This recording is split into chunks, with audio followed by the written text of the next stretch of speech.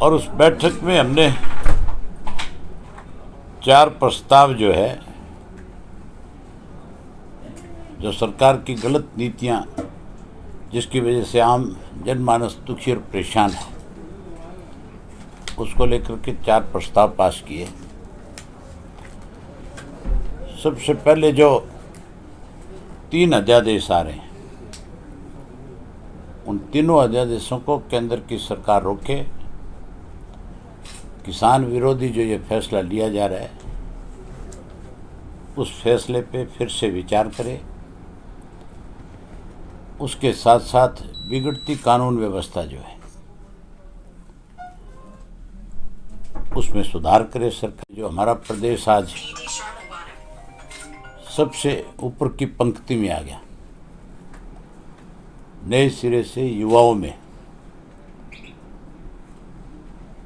विश्वास हो, उसके लिए सरकार कोई कदम उठाए। और उसके साथ साथ जो नरमे और ग्वार की और आपके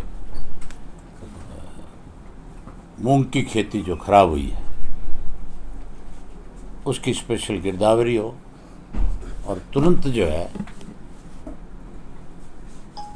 उसके ऊपर मुआवजा निर्धारित करके कम से कम 40,000 रुपया पर एकड़ के हिसाब से किसान को दे।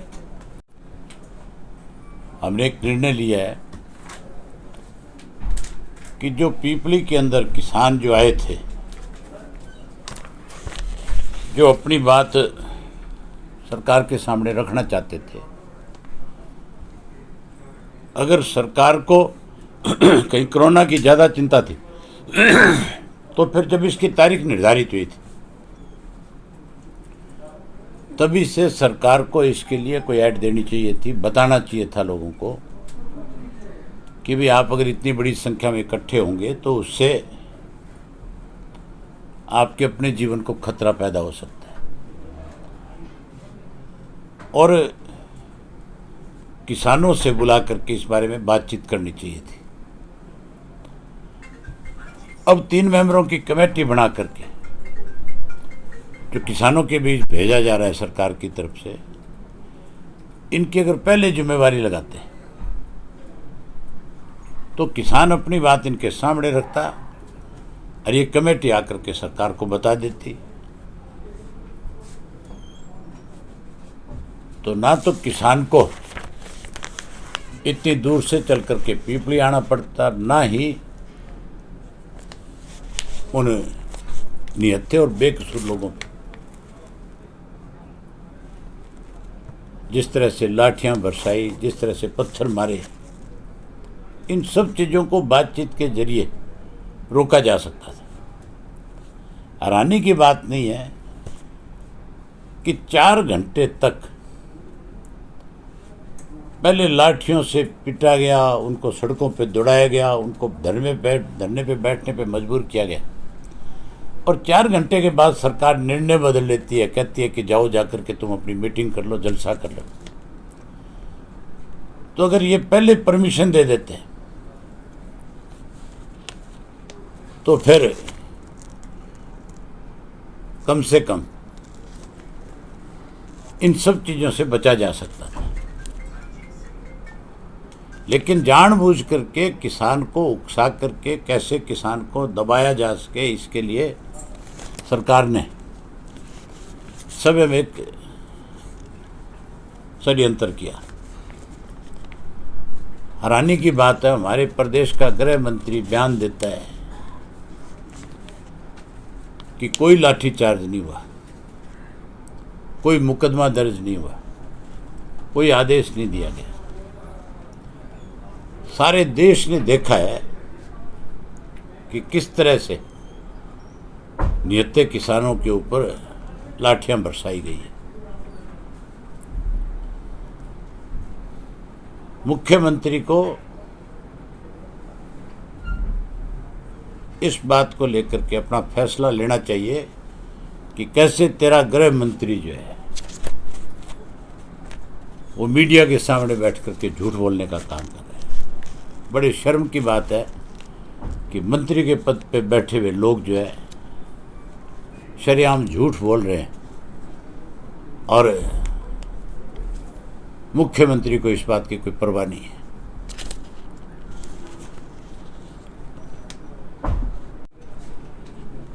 तेईस तारीख तक इन किसानों के ऊपर जो मुकदमे दर्ज किए वो वापस ले, और जिन लोगों ने इनके ऊपर लाठियां बरसाई है वो आजकल सारे के सारे मीडिया के कैमरे में कैद है, उनकी पहचान करके उनके खिलाफ मुकदमे दर्ज करें। इन सब के मेडिकल कराएं और मेडिकल करा के जिसको जितनी चोट है उसके हिसाब से उनके खिलाफ उसी धाराओं के तहत मुकदमे दर्ज। अगर ये सब कुछ नहीं होगा तो हम 23 तारीख से 22 के 22 जिलों में अलग अलग दिन हजारों की संख्या में प्रदेश के किसानों को अपने साथ लेकर के पहले प्रदर्शन करेंगे और उसके बाद मेमोरेंडम देंगे। ये आज का हमारा पार्टी का फैसला है। बड़ी हैरानी की बात है, चौधरी भूपेंद्र सिंह हुड्डा यहाँ आए थे, वो भी किसान की बात करते हैं, अपनी उंगली कटा करके शहीद होना चाहते हैं। 10 राज्यों के अंदर इनकी अपनी सरकार है कांग्रेस की, केंद्र में अपने आप को अपोजिशन में मानते हैं। अगर ये लोग किसान की चिंता करते तो सबसे पहले उन 10 राज्यों से केंद्र की सरकार के पास प्रस्ताव भी जाते कि भी हम आपके इन 3 अध्यादेशों को नहीं मानेंगे। और वहीं उसके साथ साथ भूपेंद्र सिंह हुड्डा इस विधानसभा के सत्र में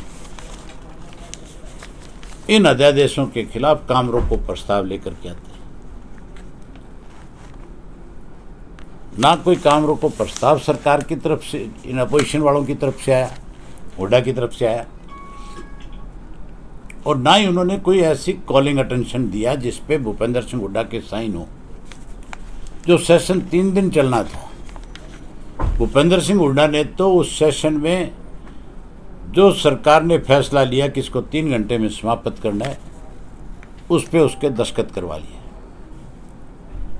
और वो दस्तखत करके वहाँ से हाउस में आ गए। अगर किसान की चिंता होती तो फिर दस्तखत नहीं करता, फिर विरोध करता। मैंने अपनी तरफ से ये 12 कॉलिंग अटेंशन है मेरी, और इन 12 में जो सबसे पहली है वो मैं आपको पढ़ के सुना देता हूँ और उसकी कॉपी भी आपको दूंगा।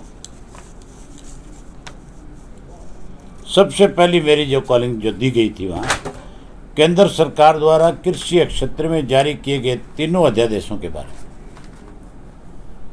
कि मैंने इस पे कॉलिंग अटेंशन इसलिए दिया कि मैं इस पे काम रोको प्रस्ताव देता तो शायद मेरा डिसअलाउड इसलिए भी हो सकता था कि मेरे साथ एमएलओ की संख्या कम रह जाती, लेकिन मेरा कॉलिंग अटेंशन मोशन उनको जरूर उस पर विचार करना पड़ता।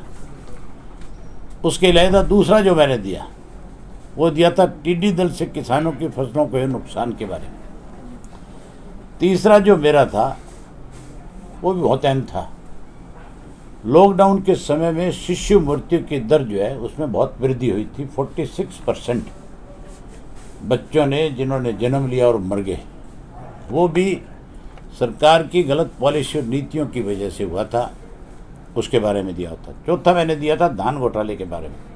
5वां दिया था गेहूं सरसों की खरीद और चने की जो तुलाई हुई उसमें हुए भ्रष्टाचार के बारे में।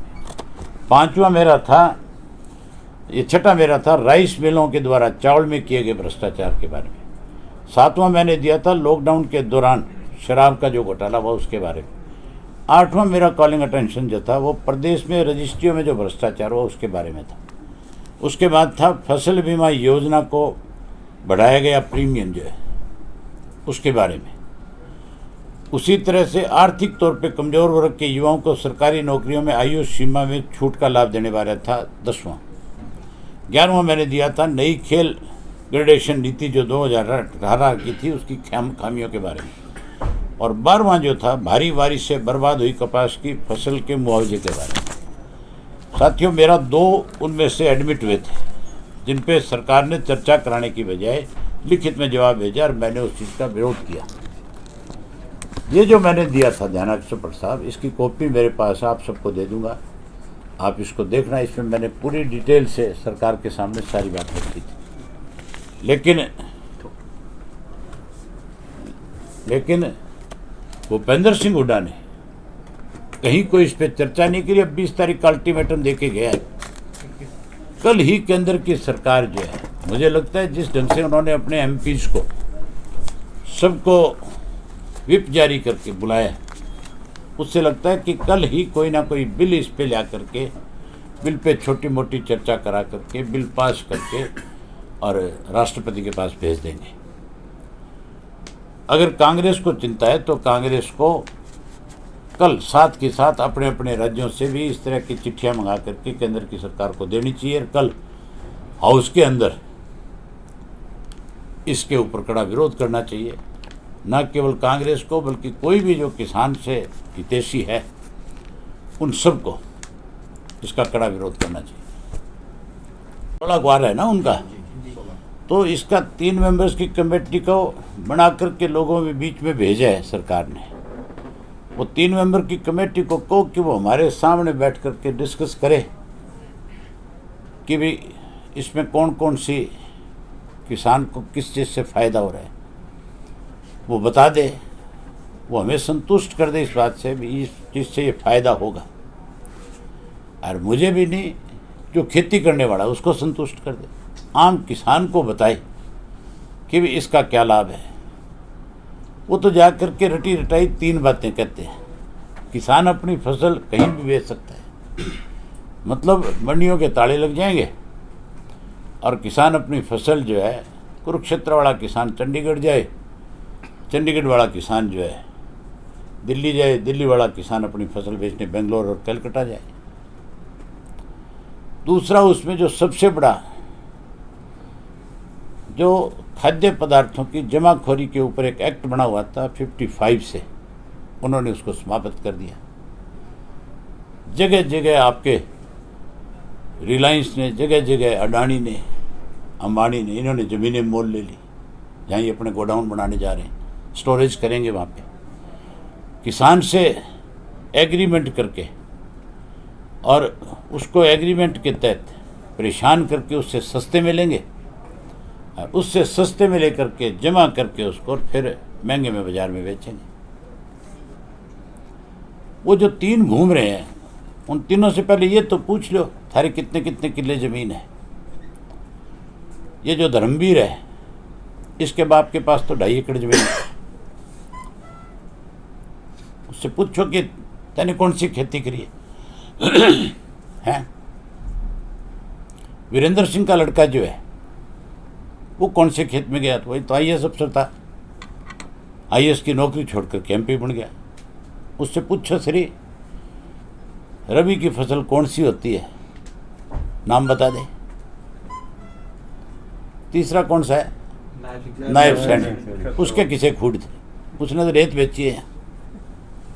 वो तो ये तो बता सकता है कौन सी नदी में कितना पत्थर पड़ा है, कौन सी नदी में कितनी रेत पड़ी है। किसानों की कमेटी, इनकी कमेटी बना करके भेजने की बजाय किसान को बुला करके बात करनी चाहिए। किसानों ने विरोध भी, ऐसे भी कोई साथी है, आप भी विरोध करोगे, आप भी ये नहीं कहोगे कि कोई फायदे की चीज़ है, क्योंकि इसमें कोई फायदे वाली बात लिखी नहीं गई है। आप एक चीज बताओ मुझे, प्रजातंत्र में हर आदमी को अधिकार है कि जब उसकी कोई अनदेखी करता है तो वो जाकर के कोर्ट से न्याय मांगे। कोर्ट में जाने का अधिकार है कि नहीं है? इन्होंने तो ये जो अध्यादेश लाए हैं उसके अंदर ये अधिकार भी हमारा ख़त्म कर दिया कि कल किसी के साथ एग्रीमेंट के तहत कोई हमारी फसल ना खरीदे तो हम कोर्ट में भी नहीं जा सकते, सिर्फ SDM से बात कर सकते हैं या DC के जा सकते हैं। तो DC और SDM तो सरकारी मशीनरी है, उनसे तो कोई फैसला होगा सरकार की मर्जी का होगा। सर, इन 3 अध्यादेश आपने इस बैठक में बड़े विस्तार से इन 3 अध्यादेशों के बारे में चर्चा की, आज तक किसी ने नहीं की। क्या इनेलो द्वारा किसानों को जागरूक करने के लिए ऐसा कुछ चलाया जाएगा अभियान की? किसान बिल्कुल चलाएंगे, हम गांव-गांव में जाएंगे, लोगों को जा करके खुल करके सारी बात बताएंगे और इस मुहिम को बहुत आगे तक लेके जाना है। कि कोई बड़ी रैली कर नहीं सकते कोविड की वजह से। हम नहीं चाहते कि इस महामारी में कोई बड़ी रैली करके हम लोगों का नुकसान करें। तो परमात्मा से दुआ करते हैं कि महामारी खत्म हो। इसके लिए हमने डिस्ट्रिक्ट हेडक्वार्टर के ऊपर अलग अलग जो कॉलेज हैं या कोई इस तरह से जो मैरिज हॉल बने हुए हैं, वहाँ चौधरी देवीलाल के जन्म दिवस के ऊपर गोष्ठी करवाएंगे।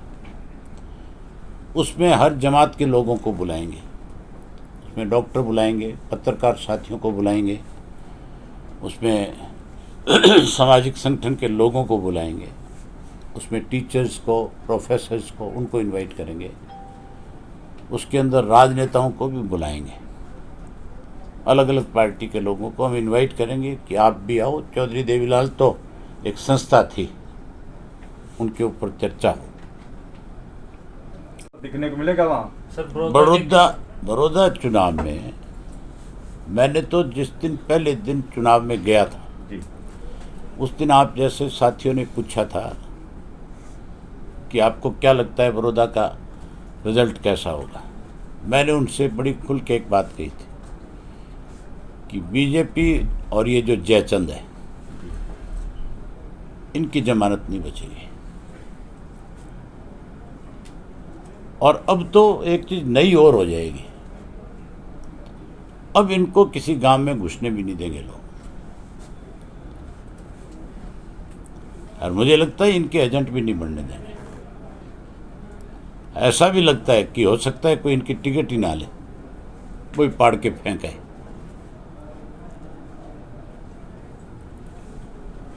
बड़ौदा का चुनाव जो है, लोगों का विश्वास सदा चौधरी देवीलाल की नीतियों पे रहा है और उस चुनाव में भी चौधरी देवीलाल की नीतियों पे मोहर लगेगी। अभी किस तरह से आपस में मिले हुए हैं ये लोग, कैसे एक दूसरे की मदद कर रहे हैं। ये विधानसभा में 3 दिन का सेशन 3 घंटे में समाप्त हुआ, ये आपस में एक दूसरे की मदद ही हो रही थी या कुछ और था। से शुरू करेंगे, 23 तारीख को अम्बाड़ा में करेंगे, 24 तारीख को यमुनानगर में करेंगे। अगले प्रोग्राम की आज बैठ करके हम तारीख तय कर लेंगे। सर, अब थोड़ी देर पहले एक डिप्टी सीएम का इसी पे लाठीचार्ज पर बयान आया है कि जिन्होंने अधिकारियों ने किया, अधिकारियों पे ही गाज गिरने की बात आ रही है सामने। क्यों उन्होंने परमिशन दी, पहले क्यों लाठीचार्ज किया? इस प्रदेश की सरकार को डिप्टी सीएम चला रहा है या कोई और चला रहा है, उसकी बात का भी कोई महत्व है? मुझे नहीं लगता कि उसके बयान से सरकार कोई ये समझती है कि हमने कोई पुख्ता कोई जानकारी लोगों को दी है। जांच की बात तक कह दी है। फिर वही बात कर रहे हो आप, जांच उनसे पूछ तो लो भी, तुम्हारे बयान की कोई औकात है, कोई उसका कोई लोगों में कोई बीच में जाए लोगों के, उस दिन पता लगेगा इनको। मैं राजनीति करने नहीं जाऊंगा, मैं उनसे मिलने जाऊंगा। कांग्रेस ने इसी दिन से